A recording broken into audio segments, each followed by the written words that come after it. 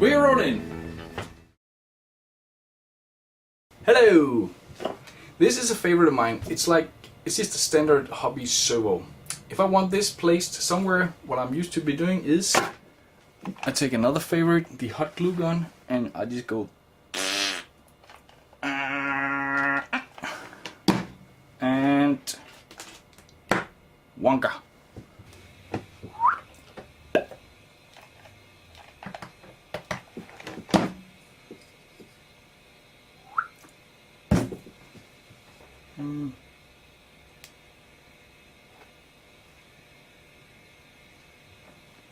Ching! And that way I made this one.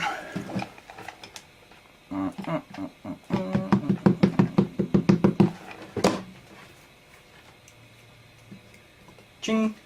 Sometimes if I wonder what to do, I just set something up like this and I look at it. And this particular thing, it gave me an idea to try and carve out invisible magnetic rays, which may sound a little crazy, but try and follow me. I was playing around with that and figured, what if I mounted a motor on there? Ching! And what if this, oops, there it is. What if that was a drill?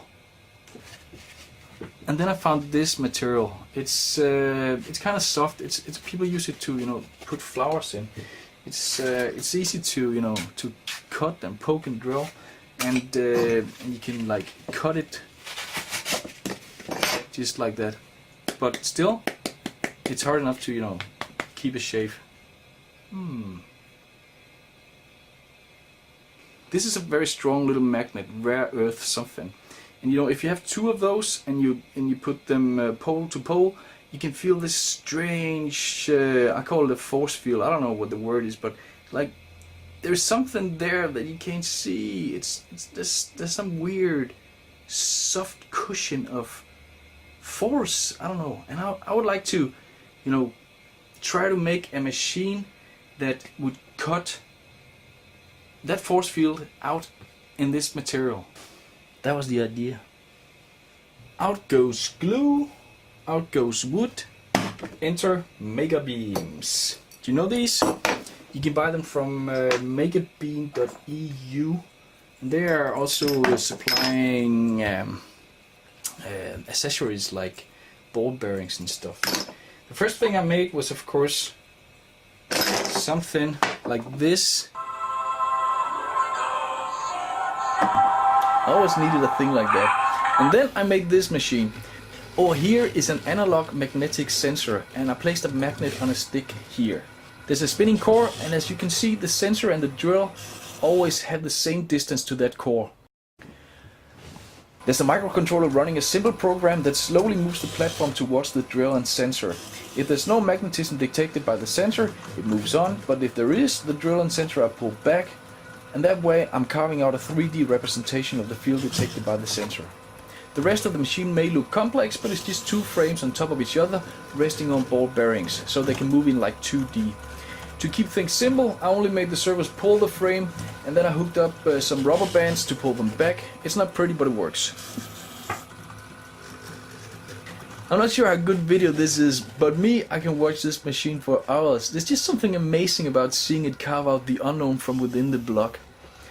And instead of the magnet and the magnetic sensor, you could of course also place another sensor and another invisible thing to sense. It would be pretty easy to to change both the magnet and the sensor.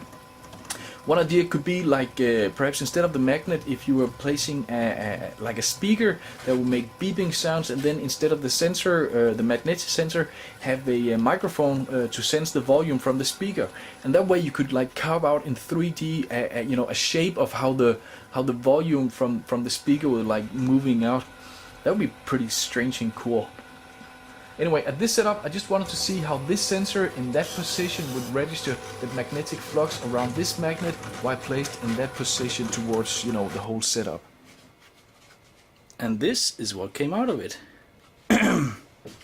Now, you can see it's been on its way to the center core here while forming these two blobs of magnetic something, and then I wanted to record this, so I was just moving some cables and then it went berserk.